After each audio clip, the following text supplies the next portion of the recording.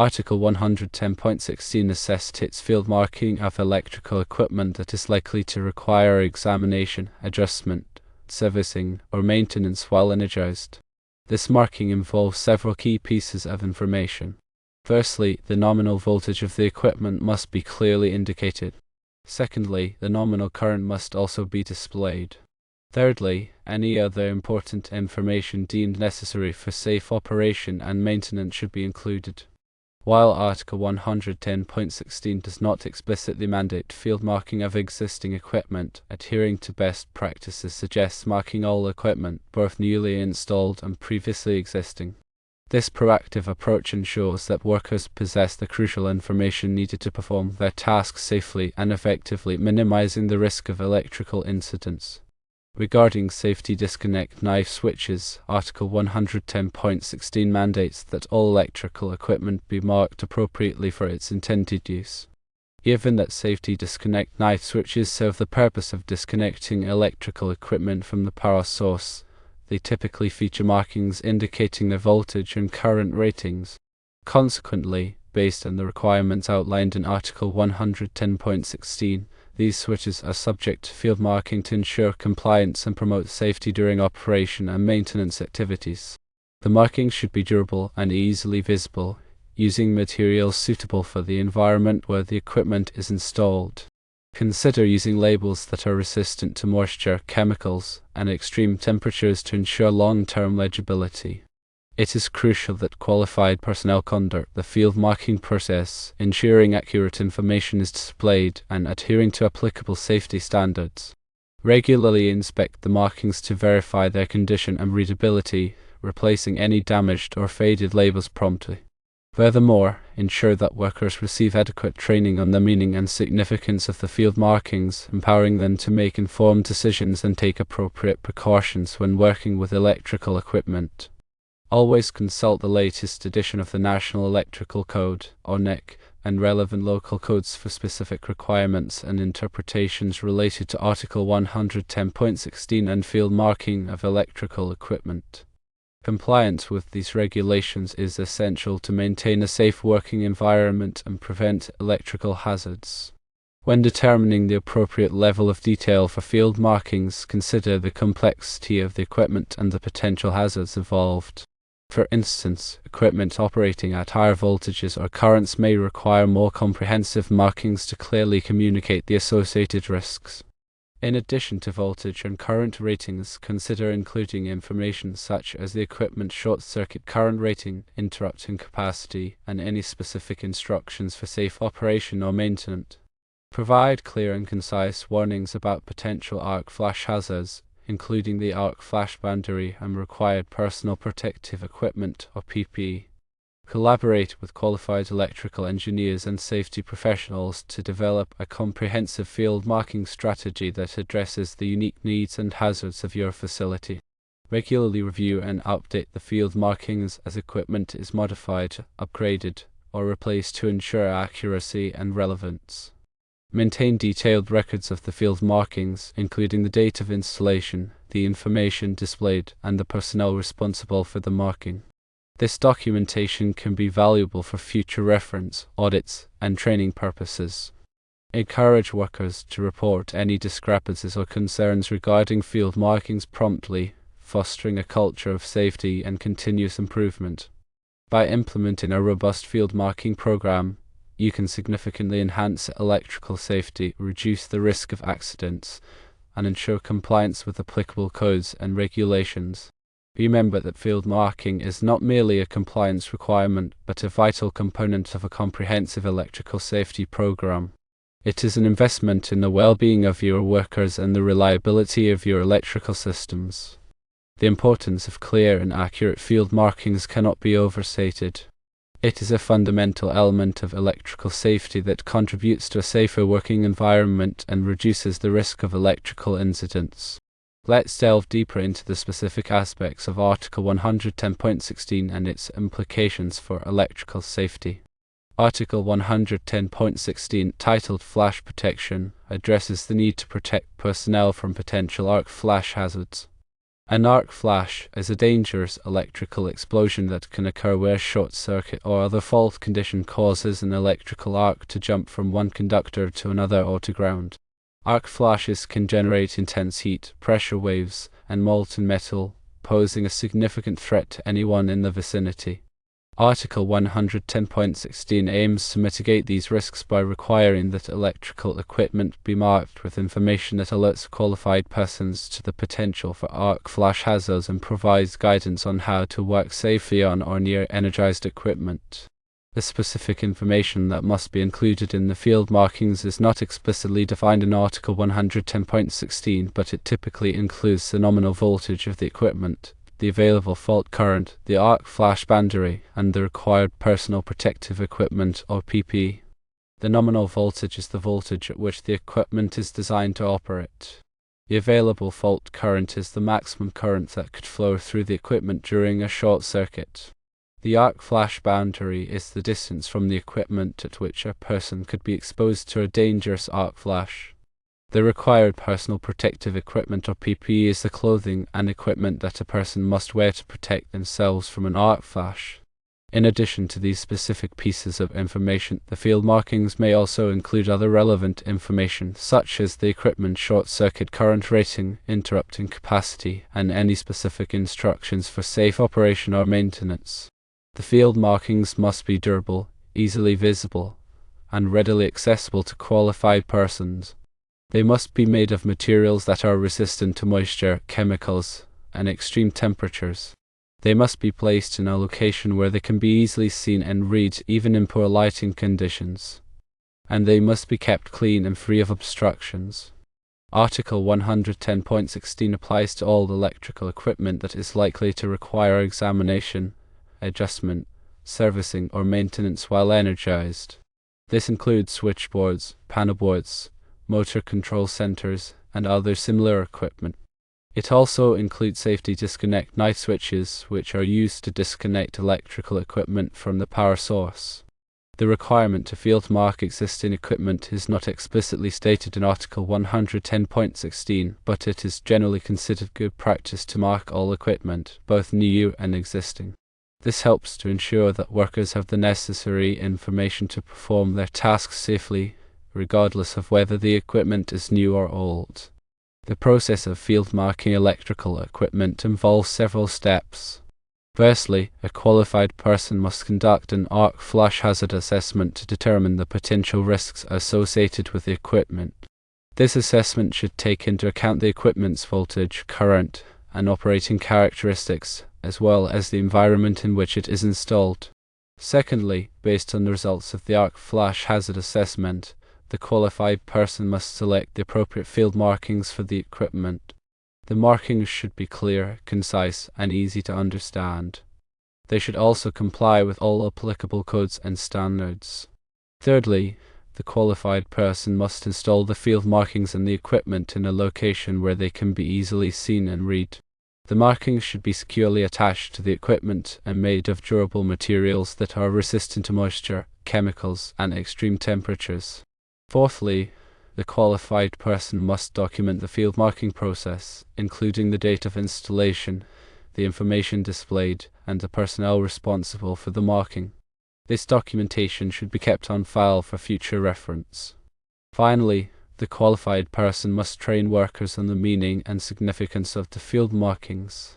Workers should be able to identify the potential hazards associated with the equipment and take appropriate precautions to protect themselves from arc flash hazards.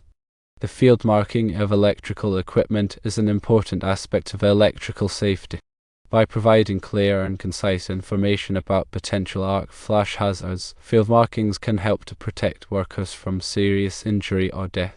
It is essential that qualified persons conduct arc flash hazard assessments and install appropriate field markings on all electrical equipment that is likely to require examination, adjustment, servicing, or maintenance while energized. In addition to the requirements of Article 110.16, there are other codes and standards that address electrical safety. These include the National Electrical Code, or NEC, the National Fire Protection Association, or an FPA 70 standard for electrical safety in the workplace, and the Occupational Safety and Health Administration, or OSHA, regulations. The NEC provides general requirements for the safe installation and maintenance of electrical equipment. NFPA 70E provides specific guidance on how to protect workers from electrical hazards, including arc flash hazards. OSHA regulations require employers to provide a safe workplace for their employees and to protect them from electrical hazards. Compliance with these codes and standards is essential to ensure a safe working environment and to prevent electrical incidents. In summary, Article 110.16 requires the field marking of electrical equipment that is likely to require examination, adjustment, servicing, or maintenance while energized. The field markings must include information about the potential for arc flash hazards and provide guidance on how to work safely on or near energized equipment. While the article does not explicitly require the field marking of existing equipment, it is generally considered good practice to mark all equipment, both new and existing. Safety disconnect knife switches are covered under Article 110.16 and must be field marked with their voltage and current ratings.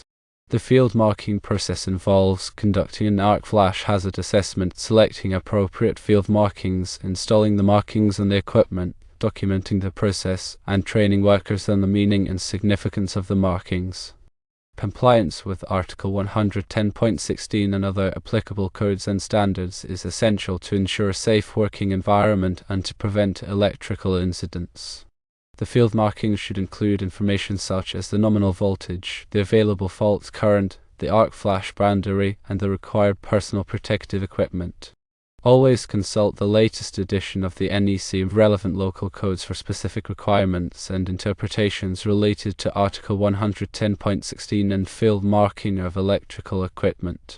The arc flash boundary is determined by calculating the distance from the potential arc source where the incident energy is equal to 1.2 calories per square centimeter, which is considered the onset of a second-degree burn. The required personal protective equipment is determined by the incident energy level at the working distance. This equipment could include flame-resistant clothing, arc-rated face shields, gloves, and other protective gear. It is crucial to ensure that the field markings are legible and easily understood by all personnel who may be working on or near the electrical equipment. Use clear and concise language and avoid technical jargon that may not be familiar to everyone. Regularly inspect the field markings to ensure that they are in good condition and have not been damaged or obscured. Replace any damaged or missing markings immediately. In addition to the specific requirements of Article 110.16, it is also important to follow general electrical safety practices when working on or near energized electrical equipment. These practices include de-energizing equipment whenever possible, using appropriate lockout/tagout procedures, maintaining a safe working distance, and wearing appropriate personal protective equipment. Before commencing any work on electrical equipment, always perform a thorough risk assessment to identify potential hazards and implement appropriate control measures. Consult with qualified electrical personnel and safety professionals to ensure that you are following all applicable codes, standards, and best practices. It's worth reiterating that the marking of existing equipment, even if not explicitly mandated, significantly enhances safety. Imagine a scenario where a maintenance worker, unfamiliar with the specific installation, needs to perform urgent repairs on an older piece of equipment. Without clear field markings, they would be forced to spend valuable time tracing circuits, consulting outdated documentation, or making potentially dangerous assumptions about the equipment's operating characteristics. Clear and up-to-date field markings provide instant access to critical information, allowing the worker to assess the risks, select the appropriate personal protective equipment, and perform the repairs safely and efficiently. Furthermore, field markings can also help to prevent errors and miscommunication. In a complex electrical system, it is easy to make mistakes, especially when multiple workers are involved. Clear and consistent field markings ensure that everyone is on the same page, reducing the risk of confusion and potentially hazardous actions. By investing in a comprehensive field marking program, you are not only complying with regulatory requirements but also creating a safer and more efficient working environment. You are empowering your workers with the knowledge and tools they need to perform their job safely and confidently, reducing the risk of accidents, injuries, and costly downtime. Consider the long-term benefits of a well-maintained field marking system. Over time, equipment may be modified, upgraded, or relocated. Documentation may be lost or misplaced. Personnel may come and go, but the field markings remain, providing a consistent and reliable source of information about the electrical system. They serve as a silent reminder of the potential hazards and the precautions that must be taken. They are a lasting legacy of your commitment to electrical safety. In addition to the practical benefits of field marking, it also demonstrates a commitment to safety and professionalism. It shows that you value the well-being of your workers and are willing to invest in their safety. It enhances your company's reputation and can help to attract and retain qualified personnel. Remember, electrical safety is not just a matter of compliance, it is a matter of ethics and responsibility. It is about doing everything possible to protect your workers from harm. Field marking is a simple yet powerful tool that can help you achieve this goal. Embrace it, implement it effectively, and make it an integral part of your electrical safety program. Let's consider specific examples of how field markings can improve safety. Imagine a panel board with multiple circuits, each supplying power to different loads. Without clear field markings, it would be difficult to identify the correct circuit breaker to energize when performing maintenance on a specific piece of equipment. This could lead to accidental de-energization of critical loads or, worse, working on energized equipment by mistake. Field markings that clearly identify each circuit breaker and the loads it serves can prevent these types of errors. Or consider a motor control center with multiple motor starters, each controlling a different motor. Without clear field markings, it would be difficult to determine the correct motor starter to isolate when performing maintenance on a specific motor. This could lead to accidental starting of the wrong motor or, again, working on energized equipment by mistake. Field markings that clearly identify each motor starter and the motor it controls can prevent these types of errors. Another example is a transformer with multiple voltage taps. Without clear field markings, it would be difficult to determine the correct voltage tap to select when adjusting the transformer's output voltage. This could lead to overvoltage or undervoltage conditions, potentially damaging equipment or causing safety hazards. Field markings that clearly identify each voltage tap and its corresponding output voltage can prevent these types of errors. These are just a few examples of how field markings can improve safety. The specific markings that are needed will vary depending on the equipment and the specific hazards involved. However, the general principle remains the same: provide clear and concise information that helps workers to understand the potential hazards and take appropriate precautions. In conclusion, Article 110.16 requires the field marking of electrical equipment that is likely to require examination, adjustment, servicing, or maintenance while energized. The field markings must include information about the potential for arc flash hazards and provide guidance on how to work safely on or near energized equipment. While the article does not explicitly require the field marking of existing equipment, it is generally considered good practice to mark all equipment, both new and existing. Safety disconnect knife switches are covered under Article 110.16 and must be field marked with their voltage and current ratings. The field marking process involves conducting an arc flash hazard assessment, selecting appropriate field markings, installing the markings on the equipment, documenting the process, and training workers on the meaning and significance of the markings. Compliance with Article 110.16 and other applicable codes and standards is essential to ensure a safe working environment and to prevent electrical incidents. Remember that electrical safety is a shared responsibility. Everyone who works on or near electrical equipment has a role to play in preventing accidents and injuries. By following the guidelines outlined in Article 110.16 and other relevant codes and standards, and by taking a proactive approach to electrical safety, you can help to create a safer working environment for yourself and your colleagues.